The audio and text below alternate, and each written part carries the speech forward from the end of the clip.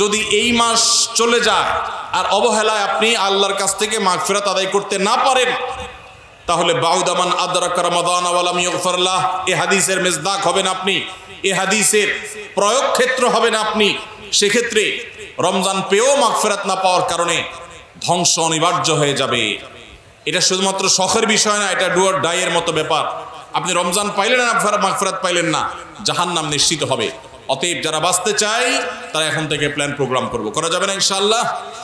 সেই সাথে আমি শুরুতে যেটা বলেছিলাম, রমাদান সেই মাস যেই মাসে আমল এবং ইবাদতের শুধু উন্নতি আর তারাক্কি না, মুসলমানদের সার্বিক অগ্রগতি উন্নতি আল্লাহ রাব্বুল আলামিন এই মাসে দিয়েছেন। শাবান মাস শুরু হয়েছে এবং শাবান মাসের 1 তারিখে আমরা ইতোমধ্যে প্রবেশ করে গেছি। শাবান মাস শুরু হয়ে যাওয়ার মানে হলো রমাদানের দিন গণনা শুরু হয়ে যাওয়া। শাবানের প্রথম দিন চলে যাওয়া মানে আর 29 দিন, আর 28 দিন, আর 27 দিন, দ্বিতীয় দিন, তৃতীয় দিন পর, এভাবে দিন গণনা করতে করতে রমাদানের যে প্রতীক্ষা, রমাদানের যে প্রহর গোনা, রমাদানের যে অপেক্ষা, সেটা সমাপ্তির দিকে যাবে ইনশাআল্লাহ। আল্লাহ রাব্বুল আলামিন রমাদানের যে বিশাল বড় নেয়ামত মুসলিম মিল্লাতকে দিয়েছেন, এই রমাদানে শুধু ইবাদত বন্দেগী নয়, ইসলামের ইতিহাসের বড় বড় উল্লেখযোগ্য সব বিজয়, সফল অভিযান মুহাম্মদ সাল্লাল্লাহু আলাইহি সাল্লামকে আল্লাহ রাব্বুল আলামিন রমাদানুল করিমেই দান করেছেন। এই জন্য রমাদান আমাদের কাছে খুবই গুরুত্বপূর্ণ। মুসলমানদের আমলি, আধ্যাত্মিক এবং সার্বিক উন্নতি এবং অগ্রগতির অন্যতম সিজন এবং মৌসুম হলো রমাদানুল করিম। শাবান মাস শুরু হওয়ার মধ্য দিয়ে রমাদানের সেই দিন গণনা যেহেতু শুরু হয়েছে, এই জন্য আমরা আজ সার্থক রমাদানের 11টি পূর্ব প্রস্তুতি নিয়ে কথা বলবো ইনশাআল্লাহ তাআলা। আল্লাহ সুবহানাহু ওয়া তাআলা কোরআনে কারীমে বলেছেন, ওয়ালাউ আরাদুল খুরুজ লা আ'আদ্দু লাহু উদ্দাহ। কিছু লোক নবী করিম সাল্লাল্লাহু আলাইহি সাল্লাম যখন তাবুকের যুদ্ধে অংশগ্রহণ করবার জন্য ডাক দিয়েছিলেন, তারা সেই যুদ্ধে শামিল না হয়ে মদিনায় অবস্থান করেছিল। এর মধ্যে অনেকেই নানা রকমের অজুহাত, নানা রকমের আপত্তি, নানা রকমের বিভিন্ন কারণ দর্শিয়ে তারা এই যুদ্ধ থেকে পিছপা হয়েছিল। আল্লাহ রাব্বুল আলামিন কোরআনে কারীমে আয়াত নাযিল করে তাদের সেই ঘড়িমসির আসল কারণ উল্লেখ করেছেন। আল্লাহ সুবহানাহু ওয়া তাআলা বলেছেন, ওয়ালাউ আরাদুল খুরুজ লা আ'আদ্দু লাহু উদ্দাহ।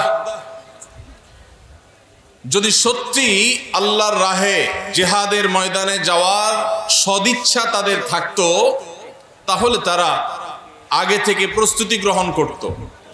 যারা নানা রকম অজুহাত দাঁড় করাচ্ছে, এদের আসলে তাবুকের জিহাদে শামিল হওয়ার সেই সদিচ্ছাই ছিল না। যদি সদিচ্ছা থাকতো, আগে থেকে তারা প্ল্যান, প্রোগ্রাম, পরিকল্পনা সেগুলো তারা করত। ঠিক একইভাবে রমজান মাসের যে ইবাদতের বিশাল বড় অপার সম্ভাবনা আমাদেরকে দান করেছেন, এই সম্ভাবনাকে কাজে লাগাতে হলে তার জন্য যথাযথ প্রস্তুতি গ্রহণ করা জরুরি। আমাদের দেশে বেশিরভাগ মুসলমান রমাদান মাস আসলে আমরা কম বেশি নেকামলের চেষ্টা করি, কিন্তু রমাদানের অনেক আগে থেকে যে আমাদের যথাযথ পূর্ব প্রস্তুতি গ্রহণ করার কথা, দুর্ভাগ্যজনকভাবে সেই প্রস্তুতি যথাযথভাবে আমরা বেশিরভাগ লোক গ্রহণ করি না। যার ফলে রমাদান আসে, রমাদান চলে যায়, আবার রমাদান মাস আসে, আবার চলে যায়। আমাদের তেমন কোনো পরিবর্তন হয় না, আমাদের মধ্যে তেমন কোনো চেঞ্জ আসে না, আমাদের জীবনের ভিতরে তেমন কোনো দৃশ্যমান পরিবর্তন চোখে পড়ে না। এই জন্য সম্মানিত ভাইরা আমার, রমাদানকে যদি আমরা যথাযথভাবে কাজে লাগাতে চাই, তাহলে যথাযোগ্য প্রস্তুতি এখন থেকে, শাবান থেকেই আমাদের গ্রহণ করতে হবে। প্রিয় নবী সাল্লাল্লাহু আলাইহি সাল্লাম বলেছেন, ইন্নাল্লাহা ইউহিব্বু ইযা আমিলা আহাদুকুম আমালান আন ইউতকিনাহ।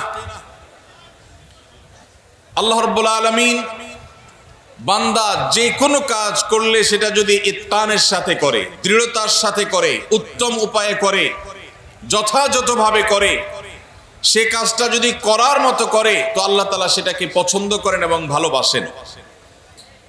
আমরা যদি রমাদান মাসে সিয়াম এবং কিয়াম, রোজা এবং তারাবি, অন্যান্য আমল ইবাদত বন্দিগি গতানুগতিকভাবে করে শেষ করি, আমরা যদি দায় সারাভাবে শেষ করি, তাহলে এটা আল্লাহ তাআলার প্রিয় পাত্রে আমাদেরকে শামিল করবে না। আর যদি রমাদানের প্রত্যেকটি ইবাদত বন্দিগি এটা হয় ইতকানের সাথে, এটা হয় দৃঢ়তার সাথে, এটা হয় সুন্দরতম উপায়ে, এটা হয় যথাযথভাবে, তাহলে সেই ইবাদত আমাদেরকে আল্লাহর প্রিয় পাত্রে পরিণত করবে ইনশাআল্লাহ। প্রিয় ভাইরা আমার, রমাদান মাসের সেই ইবাদত বন্দিগিগুলোকে যথাযথভাবে করবার প্রয়োজনেই আগে থেকেই আমাদের যথাযথ প্রস্তুতিও থাকতে হবে। কারণ কথায় আছে, যে কোনো কাজের যথোপযুক্ত এবং প্রয়োজনীয় প্রস্তুতি গ্রহণ করা মানে হলো সেই কাজটির অর্ধপূর্ণতা। যে কোনো কাজ প্রস্তুতি যত ভালো হয়, কাজটা তত ভালো হয়। প্রস্তুতি যত নরমাল হয়, খারাপ হয়, কাজটা তত খারাপ হয়। এই জন্য আমরা রমাদান মাসকে যদি অর্থবহ এবং আমাদের লাইফ চেঞ্জিং ইবাদতের মৌসুম হিসাবে, সিজন হিসাবে গ্রহণ করতে চাই, তাহলে এখন থেকে তার জন্য আমাদের সুনির্দিষ্ট প্ল্যান, পরিকল্পনা থাকতে হবে, প্রস্তুতি থাকতে হবে। আল্লাহ রাব্বুল আলামিন আমাদের সবাইকে সেই তৌফিক দান করুন। এই যে রমাদান আসছে আর কয়দিন পর, কারা কারা এই রমাদানকে সবচেয়ে সুন্দরভাবে ব্যবহার করতে চান, একটু হাত তোলেন। আল্লাহ রাব্বুল আলামিন আমাদের সবার হাতগুলো কবুল আর মঞ্জুর করুন, বলুন আমিন। আল্লাহ আমাদেরকে রমাদানকে সর্বোচ্চ ভালোভাবে ব্যবহার করার তৌফিক দান করুন। ভাইরা আমার, এই রমাদান মাস আসার বহু আগে থেকেই আমাদের সোনালী যুগের স্বর্ণ মানবেরা যারা ছিলেন, মুহাম্মদুর রাসূলুল্লাহ সাল্লাল্লাহু আলাইহি ওয়াসাল্লামের হাতে গড়া সাহাবা একরাম, সাহাবীদের শিষ্যত্ব পাওয়া, সান্নিধ্য পাওয়া, তাদের সান্নিধ্যের সৌরভে স্নিগ্ধ হওয়া সেই তাবেঈগণ, তারা রমাদানের যথেষ্ট আগে থেকে সুনির্দিষ্ট প্ল্যান প্রোগ্রাম করে প্রস্তুতি গ্রহণ করতেন। একজন প্রখ্যাত তাবেঈ আছেন, সাহাবীদের শিষ্যত্ব পেয়েছেন, এরকম একজন তাবেঈ আছেন, যার নাম ছিল মুআল্লা ইবনে ইয়াজিদ। তিনি বলেছেন, সালাফ বা পূর্বসূরীগণ অর্থাৎ সাহাবী তাবেঈগণ, তারা রমাদানের 6 মাস আগে থেকে, রমজান আসার 6 মাস আগে থেকে আল্লাহর কাছে দোয়া করতেন, রোনাজারি করতেন, কান্নাকাটি করতেন, এই মর্মে যে আল্লাহ, রমাদান মাস পর্যন্ত আমার হায়াত বাড়িয়ে দাও, আমি যেন রমজান পাই, রমজানকে যেন সুযোগকে যেন কাজে লাগাতে পারি, রমজানের সুবর্ণ সুযোগ যেন আমার হেলায় হারিয়ে না যায়, সেজন্য আল্লাহর কাছে আগে থেকে এই নিয়ামত প্রাপ্তির জন্য দোয়া করতেন। আর রমজানের পরে বাকি যে 6 মাস, এই 6 মাস তারা দোয়া করতেন, আল্লাহ রমজানে যে সমস্ত আমল ইবাদত, যে সমস্ত নেকামল বন্দিগি আপনি করার তৌফিক দিয়েছেন, সেগুলো যেন আপনি মেহেরবানি করে কবুল এবং মঞ্জুর করেন, অ্যাকসেপ্ট করেন, আপনি যেন সেগুলোকে গ্রহণ করে নেন, সেজন্য 6 মাস তারা দোয়া করতেন। তাহলে দেখা গেল সালাফে সালেহিন, তাদের কাছে রমাদান এত গুরুত্বপূর্ণ ছিল যে রমজানের আগের 6 মাস এবং পরের 6 মাস রমজান ভাবনায় তারা সব সময় ডুবন্ত ছিলেন, নিমজ্জিত ছিলেন, এর মধ্যেই তারা সব সময় মগ্ন থাকতেন। অথচ আমাদের শাবানের 10, 15, 20 দিন চলে গেলেও রমাদানের আবহ আমাদের অনেকের জীবনে, আমাদের অনেকের লাইফস্টাইলে, আমাদের অনেকের প্ল্যান পরিকল্পনার মধ্যে দেখা যায় না। এই জন্য ভাইরা আমার, যথাযোগ্যভাবে রমজানকে যদি আমরা কাটাতে চাই, এর সঠিক ব্যবহার যদি করতে চাই, যেই প্রস্তুতিগুলো লাগবে, 11টি প্রস্তুতি যেগুলো আমাদের রমজানকে সার্থক করতে পারে ইনশাআল্লাহ, তোর মধ্যে সর্বপ্রথম যে প্রস্তুতিটি দরকার সেটি হলো রমজান মাস শুরু হওয়ার আগে থেকেই, যথেষ্ট আগে থেকেই তওবা এবং ইস্তেগফার করতে হবে। কি করতে হবে ভাই? তওবা ইস্তেগফার কেন করবেন? তওবা ইস্তেগফার তো সারা বছরের রুটিন আমল। রমাদানকে কেন্দ্র করে রমজান মাসকে যদি আপনি সঠিকভাবে ব্যবহার করতে চান তাহলে কেন আপনাকে তওবা ইস্তেগফার করতে হবে? কারণ হলো তওবা এবং ইস্তেগফার এর মাধ্যমে আমরা আল্লাহর রহমতের উপযুক্ত হব। মক্কার মসজিদুল হারামের ইমাম শেখ আব্দুর রহমান আস-সুদাইস হাফিজাহুল্লাহ, তার কাছে সৌদি আরবের কিছু যুবকরা এসেছিলেন। এসে বললেন, শেখ, প্রতি বছর রমজান আসলেই আমরা অনেক প্ল্যান প্রোগ্রাম করি, অনেক কোরআন খতম দেব, অনেক নেকামল করব, দোয়া রোনাজারি করব, দান সাদাকা করব। দুর্ভাগ্যজনকভাবে সেটা আমাদের আর রমজান মাসে করা হয় না। আফসোস করতে করতে রমজান মাস পার হয়ে যায়। আপনি আমাদেরকে পরামর্শ দিন, কেন আমাদের প্রতি বছর জীবনে রমজান আসে অথচ সেটা সঠিক ব্যবহার করতে পারি না? তখন শেখ সুদাইস তাদেরকে বলেছিলেন, রমাদান মাসে ইবাদত বন্দেগী করতে পারা এটা আল্লাহর নেয়ামত, এটা আল্লাহর অনুগ্রহ, এটা আল্লাহর রহমত। যে রমজান পেয়েও ইবাদত করতে পারলো না সে তো হতভাগা, কপাল পোড়া। এই হতভাগ্যের কাতারে সাধারণত সেই মানুষগুলোই পড়ে যারা আল্লাহর রহমতের উপযুক্ত না। আমরা নানাবিধ অপরাধে, নানাবিধ গুনাহ করে, নানাবিধ নাফরমানি করে আল্লাহর রহমতের উপযুক্ততা আমরা হারিয়ে ফেলেছি, যার কারণে রমজানের ইবাদতের তৌফিক হয় না। এই জন্য তিনি তাদেরকে নসিহা করেছিলেন যে আমি তোমাদেরকে উপদেশ দিচ্ছি, রমজান আসার আগে থেকেই আগের যে সমস্ত গুনাহ খাতা হয়েছে, যে সমস্ত নাফরমানি হয়েছে, আল্লাহর অবাধ্যতা হয়েছে, সেগুলোর জন্য চোখের পানি ফেলে রোনাজারি করে আল্লাহর কাছে ক্ষমা চাও। আল্লাহর কাছে ক্ষমা চেয়ে যদি আগের সবগুলোকে ভ্যানিশ করতে পারো তাহলে আল্লাহর কাছে রহমতের উপযুক্ত হবে। বিষয়টা অনেকটা হালখাতার মতো। আপনার আগের দেনা দায় সব যখন পরিশোধ করে দিয়েছেন, নতুন করে আবার আপনি ধার করার, বাকিতে নেওয়ার উপযুক্ততা আপনার অর্জন হবে। ঠিক একইভাবে আমাদের নানা নাফরমানের কারণে আল্লাহর রহমত থেকে আমরা দূরে সরে গেছি। লানত অর্থাৎ রহমত থেকে দূরে সরে যাওয়া, এটার উপযুক্ত হয়ে গেছে অনেকে। এই জন্য ভাইরা, এখন থেকে রমাদানের প্রস্তুতির নিয়তে আল্লাহর কাছে তওবা করা, গুনাহ মাফ চাওয়া, ইস্তিগফার করা, জীবন পরিবর্তন করবার সংকল্প করা, এটা হবে আমাদের রমাদানের প্রথম প্রস্তুতি। চেষ্টা করব তো ইনশাআল্লাহ। প্রতিদিন যখনই তৌফিক হয় আল্লাহর সাথে একটু কথা বলবেন, আল্লাহ আমার সমস্ত গুনাহগুলো মাফ করে দিন, আমার নাফরমানি মাফ করে দিন, আমাকে আপনি ক্ষমা করে দিন।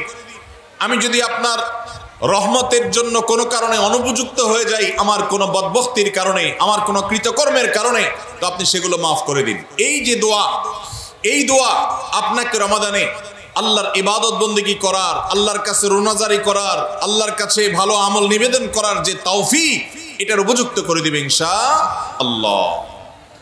তাহলে রমাদানের প্রস্তুতির প্রথমটি আমরা পেয়ে গেলাম, সেটা হলো আগের গুনাহ খাতাগুলো থেকে ইস্তিগফার করা, তওবা করা, ফিরে আসা।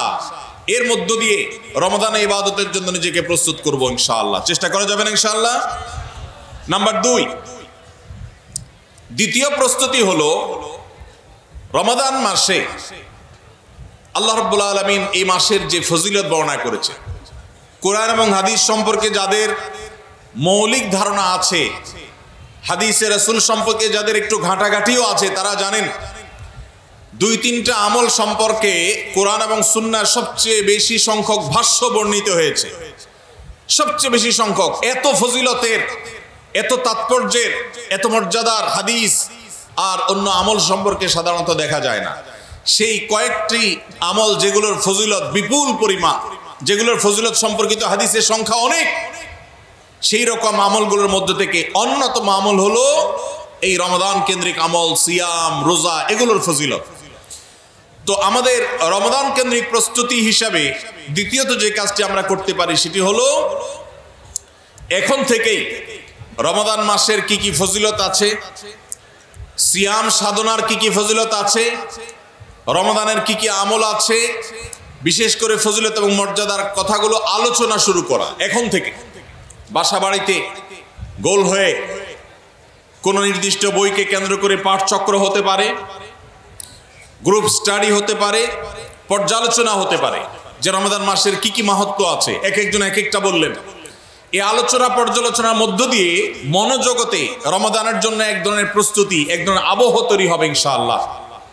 এই জন্য দ্বিতীয় প্রস্তুতি হিসাবে আমরা এই কাজটিও ইনশাআল্লাহ করব, সেটা হলো রমজানের ফজিলত, রমজানের মর্যাদা, সিয়ামের ফজিলত, অন্যান্য আমলের উপকারিতা, সেগুলো নিয়ে আমরা বেশি বেশি পর্যালোচনা করব। যত বেশি আপনি আগে থেকে পর্যালোচনা করবেন, রমজানের প্রতি আপনার তৃষ্ণা, সিয়াম সাধনার প্রতি আপনার ভেতরে আকাঙ্ক্ষা, প্রত্যাশা এবং প্রতীক্ষা, এটা আপনার মধ্যে বাড়তে থাকবে এবং রমজানের প্রতিটা মিনিটকে কাজে লাগাবার জন্য তাগাদা আপনার ভিতরে অনুভব হবে ইনশাআল্লাহ। নাম্বার 3, তৃতীয় প্রস্তুতি হলো আমাদেরকে প্রতিজ্ঞা করতে হবে এই রমাদানে আমরা নেকামল করবই করব এবং কোনো আমল, কোনো ভালো কাজ, কোনো সুন্নাহ এটা করার ব্যাপারে কোনো প্রকার অলসতা করব না। কারণ ভাইরা আমার, রমজান মাস পেয়েও যদি আল্লাহর কাছে কেউ ক্ষমা না পায়, একটা প্রসিদ্ধ হাদিস আপনারা সবাই কম বেশি শুনেছেন যে নবী সাল্লাল্লাহু আলাইহি সাল্লামের কাছে জিবরিল এসে বলেছেন, বাউদা মান আদরাকা রমাদান ফালাম ইউগফার লাহ, যে ব্যক্তি রমজান পেয়েছে অথচ রমজানের এই বিশাল সুবর্ণ সুযোগকে কাজে লাগিয়ে সে তার জীবনের সব গুনাহগুলো মাফ করাইতে পারে নাই, সে আল্লাহর কাছ থেকে মাগফিরাত আদায় করে নিতে পারে নাই, সে জাহান্নাম থেকে মুক্ত এই ঘোষণা সে আদায় করতে পারে নাই, অথচ সে রমজান মাস পেয়েছে, এর চাইতে হতভাগা আর কে হতে পারে? সে ধ্বংস হোক, এই বদদুআয় নবী সাল্লাল্লাহু আলাইহি সাল্লাম আমিন বলে সমর্থন জানিয়েছেন, সায় দিয়েছেন। এজন্য ভাইরা, রমজান মাস এসেছে কিন্তু আমল ইবাদত হয় নাই, রমজান মাস এসেছে আবার চলে গেছে কিন্তু আমার গুনাহ আল্লাহর কাছ থেকে মাফ করাতে পেরেছি বলে আমার বুক সায় দেয় না, তাহলে এর চাইতে বড় হতভাগা, এর চাইতে বড় কপাল পড়ার কেউ হতে পারে না।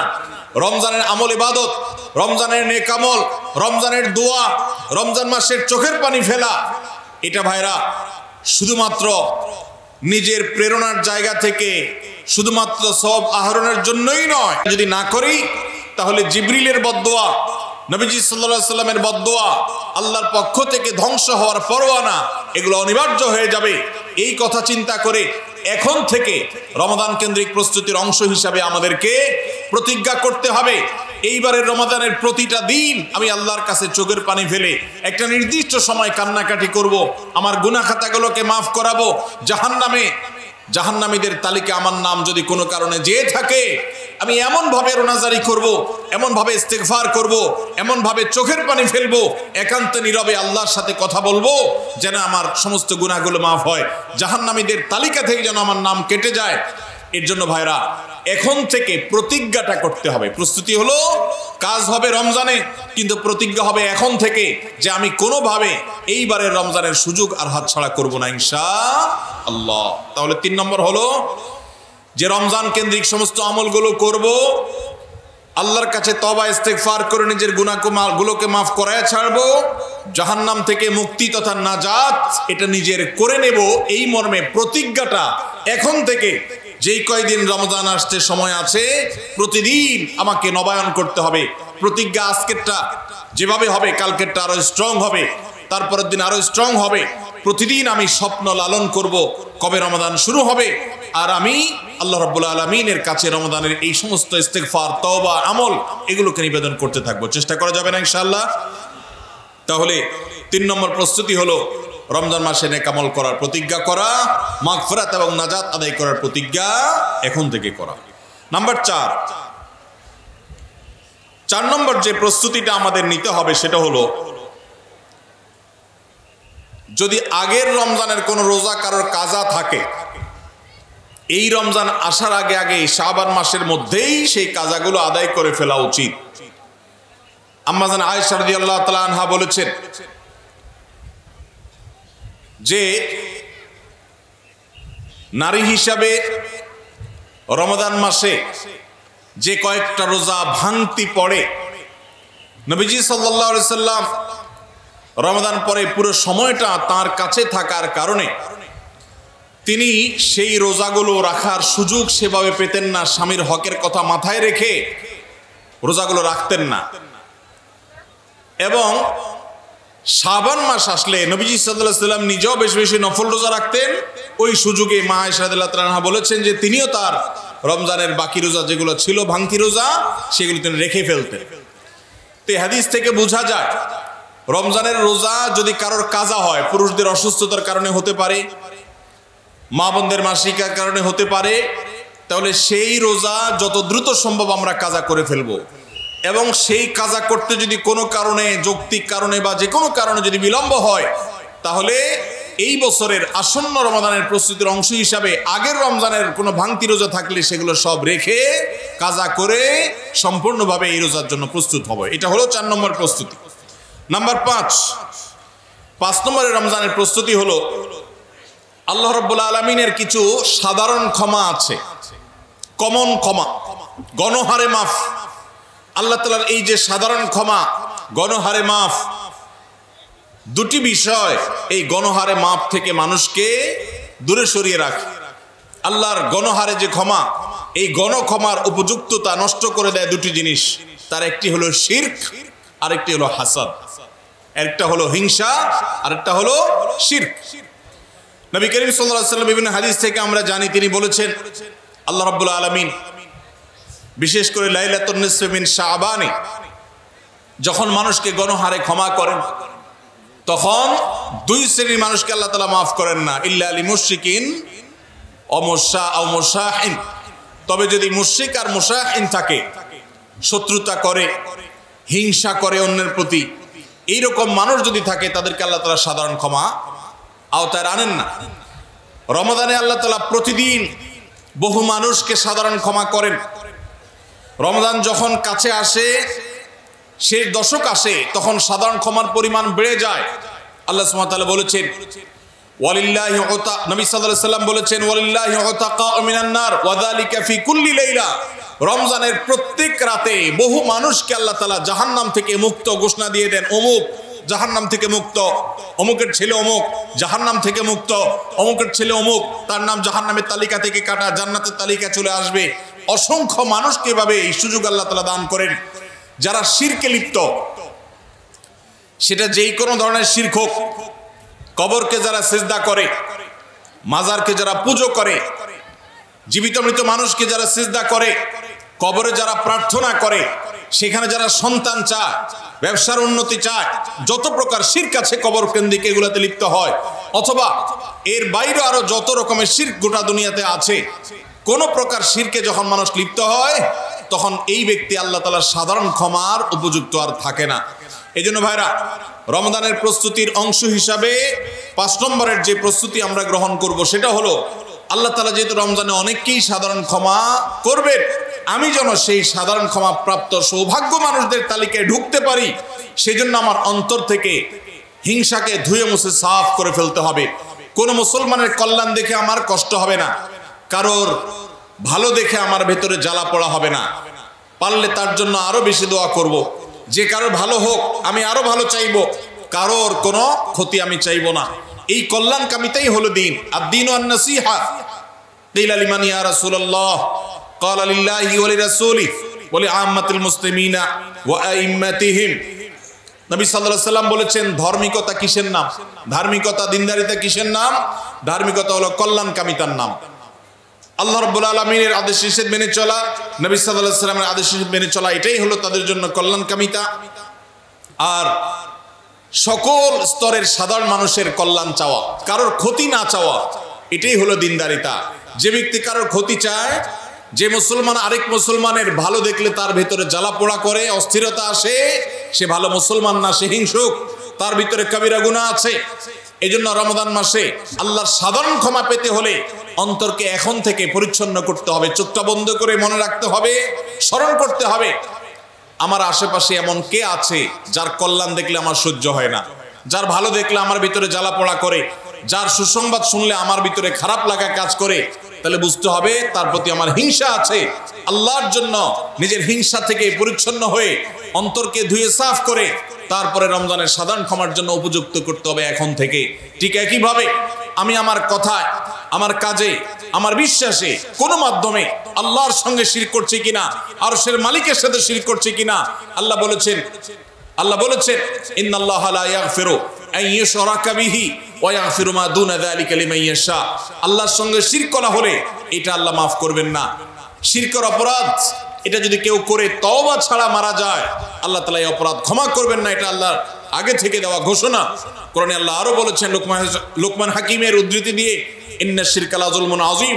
তিনি তার সন্তানকে উপদেশ দিতে গিয়ে বলেছিলেন যে ইন্না শিরকা লাযুলমুন আযীম, শিরক সবচেয়ে বড় অপরাধ। এজন্য ভাইরা, শিরক থেকে পরিচ্ছন্ন না থাকলে রমাদানের কোনো ইবাদত, কোনো আমল আমাদের কাজে আসবে না। এজন্য রমজানের প্রস্তুতি হিসেবে শিরক এবং হিংসা থেকে অন্তরকে পরিচ্ছন্ন করা, পবিত্র করা, এটা হলো আমাদের পঞ্চম প্রস্তুতি।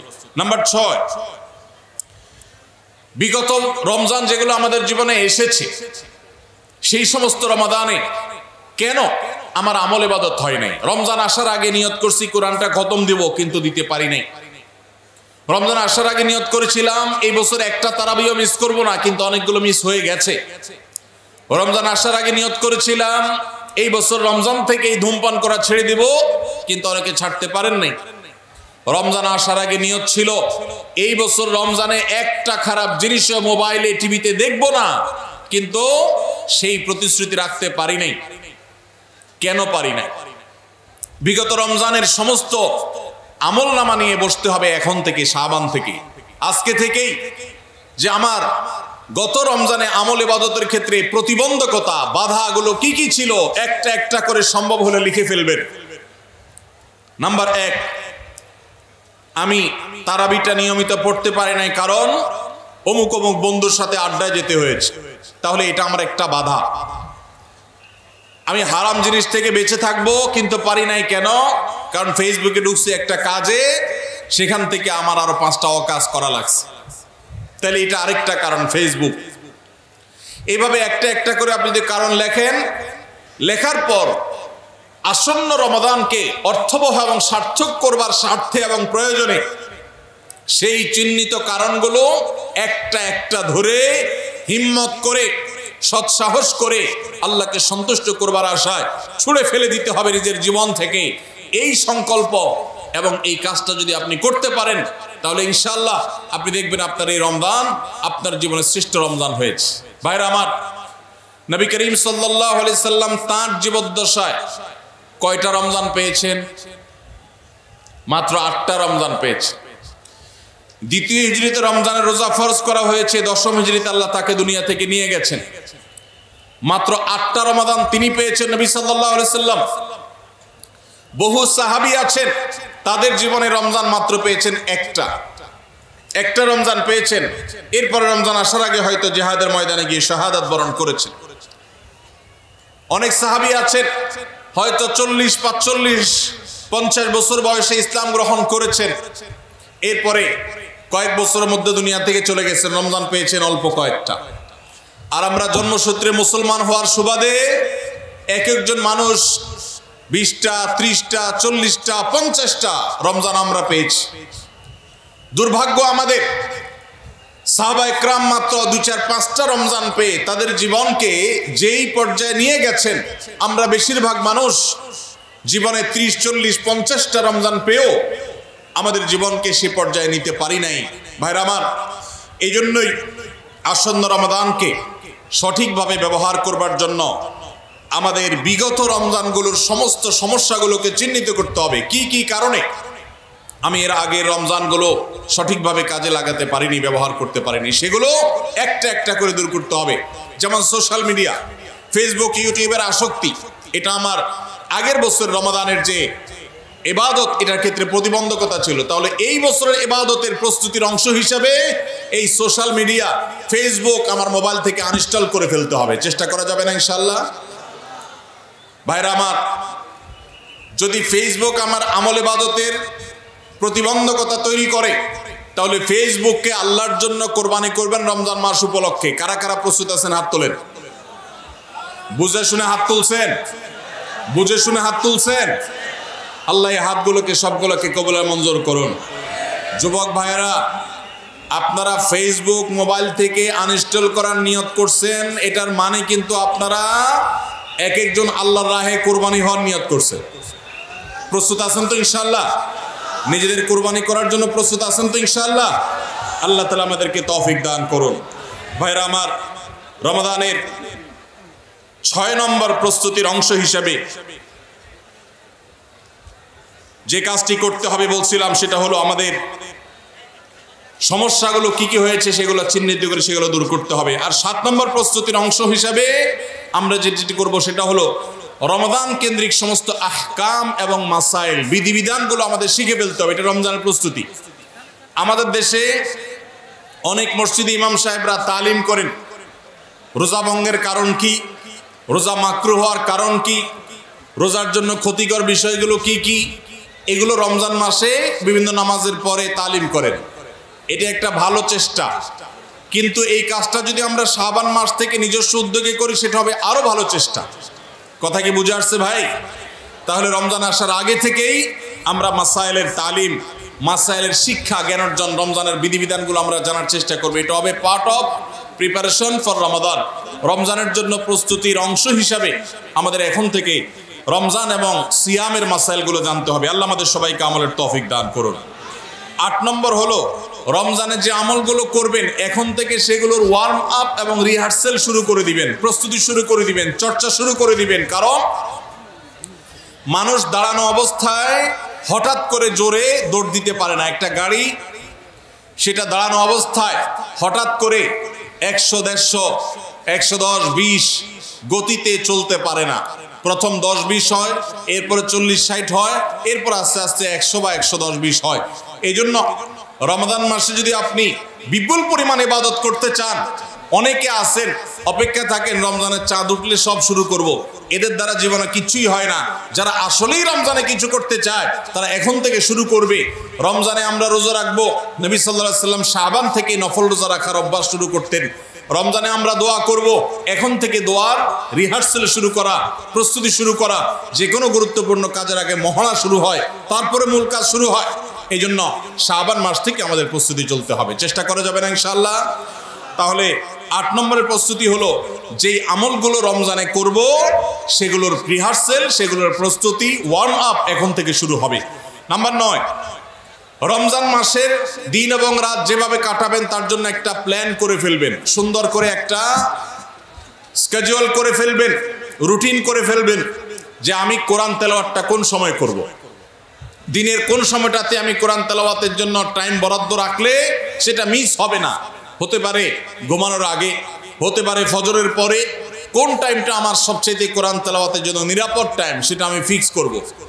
এই ঠিক একইভাবে আমি আল্লাহর কাছে রোনাজারের জন্য ভালো সময় কোনটা সেটা ঠিক করব। আমরা আমাদের আসুন্নাহ ফাউন্ডেশন থেকে আপনারা জানেন রমাদান প্ল্যানার নামে একটা প্ল্যানার তৈরি করেছি রমজানকে অর্থবহ করবার জন্য। এবছর আরেকটা নতুন বই আমাদের আসছে সামনের সপ্তাহে ইনশাআল্লাহ। মাহে রমজানের 27টি আমল, মাসনুন আমল কোরআন সুন্নাহর আলোকে। প্রত্যেকটা খুঁটিনাটি আমলকে আলাদা আলাদা করে উল্লেখ করা হয়েছে। খুব ছোট্ট ছোটি বই, উদ্দেশ্য রমাদানকে অর্থবহ করা। অতএব রমাদানকে অর্থবহ করবার জন্য আপনার প্ল্যান করতে হবে আগে থেকে, সেটা এখন থেকেই, যে আপনি কখন কোন কাজটা করবেন, কোন আমলটা করবেন, কোন ভালো কাজটা করবেন। এগুলো যদি আগে থেকে প্ল্যান হয় দেখবেন কাজটা করা সহজ হয়েছে। নাম্বার 10, রমাদানের প্রস্তুতির অংশ হিসাবে চাঁদ দেখার চেষ্টা করতে হবে। চাঁদ দেখা, আজকাল চাঁদ দেখার আমলটা বিলুপ্ত হয়ে গেছে, অনেকটাই হারিয়ে যাচ্ছে। চাঁদ দেখা কমিটি ছাড়া সাধারণ মানুষ চাঁদ দেখতে আমরা ভুলে গেছি। আমরা চাঁদ দেখি কিন্তু ফেসবুকে, আকাশে না। চাঁদ কি ফেসবুকে দেখবেন না আকাশে দেখবেন? সবাই যদি চাঁদ ফেসবুকে খোঁজেন তাহলে আকাশে সরকারি কিছু লোক খুঁজবে, হেলাল কমিটির লোকজন খুঁজবে। হেলাল কমিটির লোকদের উপরে ভরসা করে যদি এই কোটি কোটি মানুষ তাদের রোজা রাখে তাহলে প্রায় বছর দেখেন গন্ডগোল লাগে। চাঁদ উঠছে আবার উঠে নাই, উঠে নাই ঘোষণা হয়ে আবার 11টা বাজে 10টা বাজে উঠছে। এই ঘটনা হয় না? হয় না? এই ঘটনা এই জন্য হয় যে আমরা সবাই চাঁদ দেখার দায়িত্বটা পালন করি না। নবীজি বলেছেন সুমুল লিরুইয়াতিহি ওয়া আফতিরু লিরুইয়াতিহি, তোমরা রোজা রাখো চাঁদ দেখে, আবার ঈদও করো চাঁদ দেখে। এই জন্য 29শে শাবান পশ্চিম আকাশে চাঁদ খোঁজার চেষ্টা করবেন সন্ধ্যার সময়। চেষ্টা করবেন না ইনশাআল্লাহ? চেষ্টা করে যদি চাঁদ দেখতে নাও পারেন তারপর আপনি সওয়াব পাবেন। আর যদি চাঁদ দেখেন তাহলে দোয়া করবেন আল্লাহুম্মা আহিল্লাহু আলাইনা বিল ইয়ুমনি ওয়াল ঈমান ওয়াস সালামাতি ওয়াল ইসলাম রব্বি ওয়া রাব্বুকাল্লাহ। হে আল্লাহ, এই চাঁদকে আপনি বরকত এবং ঈমান দিয়ে আমার জন্য পরিপূর্ণ করে দিন। এই মাস আমার জন্য নিরাপদ এবং ইসলাম দিয়ে পরিপূর্ণ করে দিন। হে চাঁদ, তোমার আর আমার পালনকর্তা একজন আল্লাহ। অতএব এই চাঁদ দেখার চেষ্টা করবো। এটাও রমাদানের প্রিপারেশন, রমাদানের প্রস্তুতির অংশ। 11 নম্বর হলো আল্লাহর কাছে ভাই চোখের পানি ফেলে এখন থেকে দোয়া করব, আল্লাহ এই যে রমজান আসছে এটা যেন আমার জন্য লাইফ চেঞ্জিং হয়, এটা যেন আমার জীবন পরিবর্তনকারী হয়, এটা যেন আমাকে মুত্তাকি বানিয়ে ছাড়ে, এটা যেন আমাকে নেকামল ওয়ালা বানিয়ে দেয়, এটা যেন আমার জীবনে বিশাল বড় অ্যাচিভমেন্ট এনে দেয়, এটা যেন আমাকে মাগফিরাত পাইয়ে দেয়, এটা যেন আমাকে নাজাত পাইয়ে দেয়, এটা যেন আমাকে জান্নাতের উপযুক্ত করে। এই রমজান যেন আমাকে জাহান্নামীদের তালিকা থেকে আমার নামকে কাটানোর নিশ্চয়তা এনে দেয়। সেইভাবে রমজানকে কাটাবার জন্য আপনি তৌফিক দান করুন। এখন থেকে আল্লাহর কাছে এই বরাদ্দ আদায় করতে হবে, চেয়ে নিতে হবে এবং সেটার জন্য দোয়া করতে হবে। এই দোয়াটা হলো একাদশ এবং সর্বশেষ প্রস্তুতি। চেষ্টা করা যাবে না ইনশাআল্লাহ? রমাদান উপলক্ষে আস-সুন্নাহ ফাউন্ডেশন থেকে আমরা একটা ঘোষণা গত বছরে দিয়ে রেখেছি, ইনশাআল্লাহ এই রমাদানে সেটা কার্যকর হবে। সেটা হলো যে রমজান মাসে যদি কেউ পুরো কোরআনে কারীম অর্থ সহকারে বুঝে পড়ে, মাদ্রাসার নিচের ক্লাসের ছাত্ররা তারা শরীক হতে পারবে, উপরের ক্লাসের ছাত্র অথবা আলেম ওলামা তাদের জন্য এটা না, কারণ তারা তো এই কম্পিটিশনে এমনিতেই ভালো করবে। এটা আমাদের সাধারণ শিক্ষিত ভাইদের জন্য, স্কুল কলেজের ভাইদের জন্য, সর্বস্তরের নারী পুরুষ, দেশে বিদেশে প্রবাসে থাকা সব মানুষদের জন্য উন্মুক্ত। অনলাইনে নিজস্ব ওয়েবসাইটে আমরা এই পরীক্ষা নিয়ে থাকি। 6টি ধাপে সারা বছর নেওয়া হয়েছে। এখন সামনে রমাদানে যেটা হবে সেটা হলো মূল। যে কেউ যারা আগের কোনো ধাপে পরীক্ষা দেয়নি তারাও সবাই দিতে পারবে। কাজ হলো শুধু একটাই, সেটা হলো রমাদানকে কেন্দ্র করে আপনি টার্গেট করবেন পুরা কোরআনের শুরু থেকে শেষ পর্যন্ত আমি একবার ভালো করে অর্থ সহকারে বুঝে পড়ার চেষ্টা করব। চেষ্টা করা যাবে না ইনশাআল্লাহ? আল্লাহ তাআলা কি বলেছেন পুরা কোরআনে? আমরা অনেকেই পড়তে চাই, জানতে চাই, কিন্তু হয়ে ওঠে না।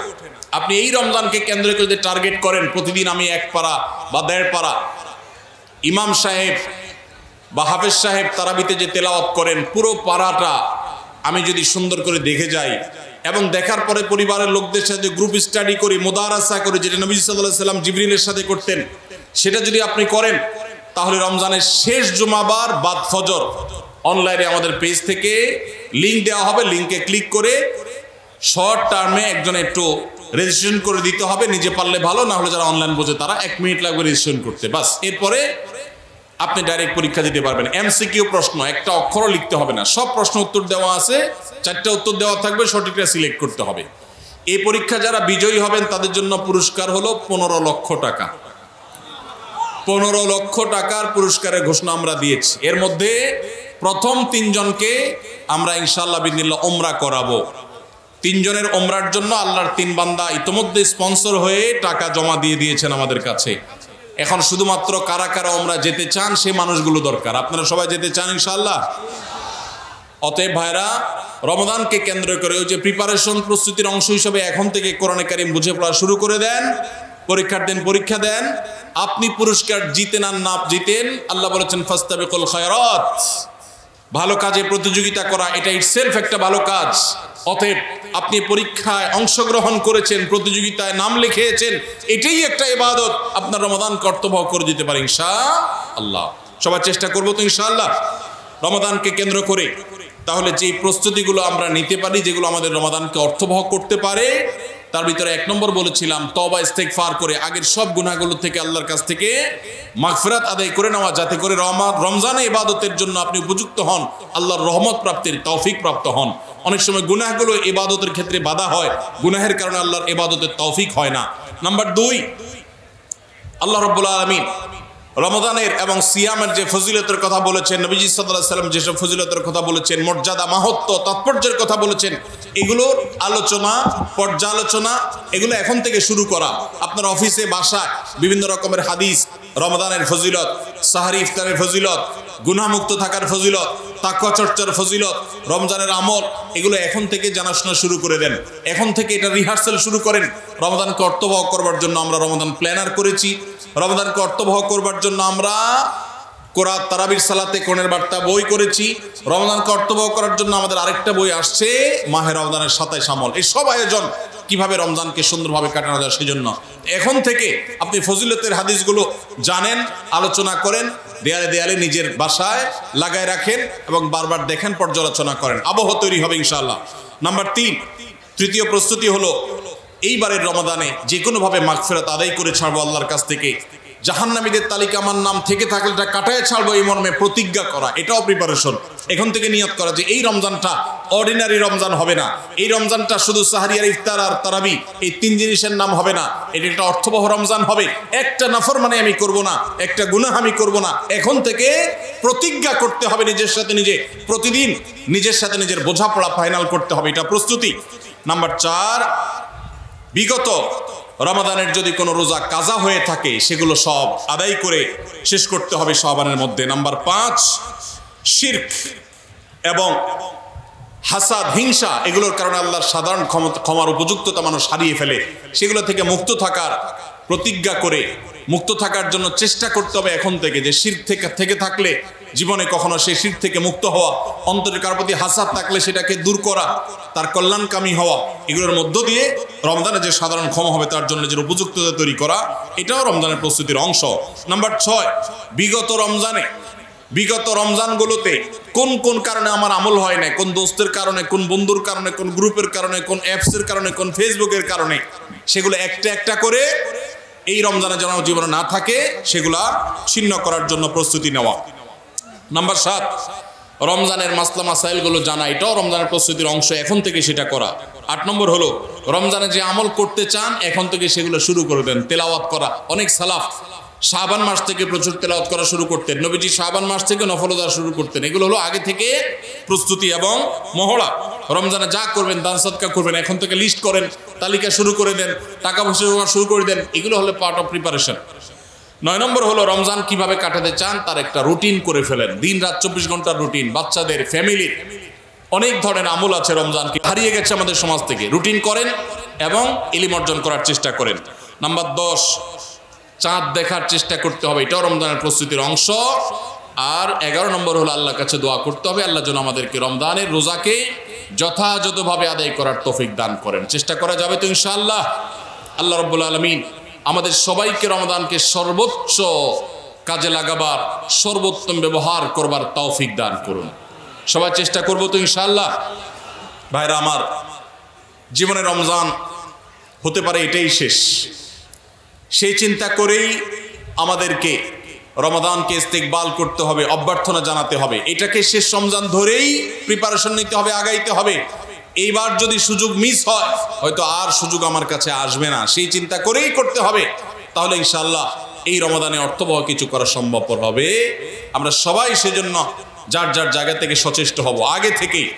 এবং মনে রাখবেন, আবারও বারবার বলছি যে নবী সাল্লাল্লাহু আলাইহি সাল্লামের সেই হাদিসটি মাথায় রাখতে হবে, রমজান মাসটা আমল করে ইবাদত করে কিছু কামাইতে পারলাম ভালো, না কামাইতে পারলাম তেমন কোনো ব্যাপার না। ব্যাপারটা সেরকম না।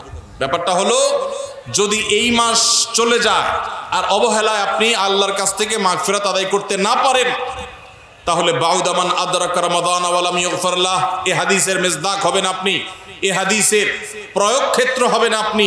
সেক্ষেত্রে রমজান পেয়েও মাগফিরাত না পাওয়ার কারণে ধ্বংস অনিবার্য হয়ে যাবে। এটা শুধুমাত্র শখের বিষয় না, এটা ডু অর ডাই এর মতো ব্যাপার। আপনি রমজান পাইলেন না, মাগফিরাত পাইলেন না, জাহান্নাম নিশ্চিত হবে। অতএব যারা বাঁচতে চায় তারা এখন থেকে প্ল্যান প্রোগ্রাম করা যাবে না ইনশাআল্লাহ। সেই সাথে আমি শুরুতে যেটা বলেছিলাম, রমাদান সেই মাস যেই মাসে আমল এবং ইবাদতের শুধু উন্নতি আর তারাক্কি না, মুসলমানদের সার্বিক অগ্রগতি, উন্নতি আল্লাহ রাব্বুল আলামিন এই মাসে দিয়েছেন। ঐতিহাসিক বদরের যুদ্ধের সেই স্মৃতি বিজড়িত মাস এই রমাদান। মক্কা বিজয়, বড় বড় ঘটনা ইসলামের ইতিহাসে, বড় বড় সাফল্য আল্লাহ তাআলা রমাদানে দিয়েছেন। অতএব সেই জন্য নিজেদেরকে প্রস্তুত করতে হবে, প্রস্তুতি এখন থেকে গ্রহণ করতে হবে। এবং বাংলাদেশের এই মাটি আল্লাহ রাব্বুল আলামিন যেন দ্বীনের জন্য, ঈমানের জন্য, কোরআনের জন্য, সুন্নাহর জন্য কবুল করেন। এদেশের মুসলমানদের অন্তরের অন্তঃস্থলে যেন দ্বীনকে আল্লাহ তাআলা গেঁথে দেন। আমাদেরকে সবাইকে যেন আল্লাহ তাআলা প্র্যাকটিসিং মুসলমান বানায় দেন। নামধারী মুসলমানদেরকে আল্লাহ যেন সিরিয়াস মুসলমান বানায় দেন। নামাজি মুসলমানকে যেন আল্লাহ আখলাকওয়ালা মুসলমান বানায় দেন। আখলাকওয়ালা মুসলমানকে যেন আল্লাহ মুখলিস মুসলমান বানায় দেন, আমরা সব সময় দোয়া করবো ইনশাআল্লাহ। এই আসন্ন রমাদানকে কেন্দ্র করে সেই দোয়া আরো বাড়াতে হবে, তার প্রিপারেশন আরো বাড়াতে হবে। এদেশের সংখ্যাগরিষ্ঠ মানুষ তারা ইসলামকে পছন্দ করে, মুসলমান, তারা ইসলামকে ভালোবাসে মনে প্রাণে, ধর্মপ্রাণ। এরপরও এদেশে একের পর এক বিভিন্ন সময় আমরা দেখেছি ইসলামকে নানাভাবে আঘাত করা হয়। আমরা মুসলমানরা সর্বশক্তি দিয়ে এই সামান্য কিছু হাতে গোনা ইসলাম এবং মুসলমানদের প্রতি বিদ্বেষ পোষণ করা এই অপশক্তি, এদেরকে দমন করবার শপথ আমাদেরকে গ্রহণ করতে হবে রমাদানকে কেন্দ্র করে। আপনারা অনেকে ইতোমধ্যে জেনেছেন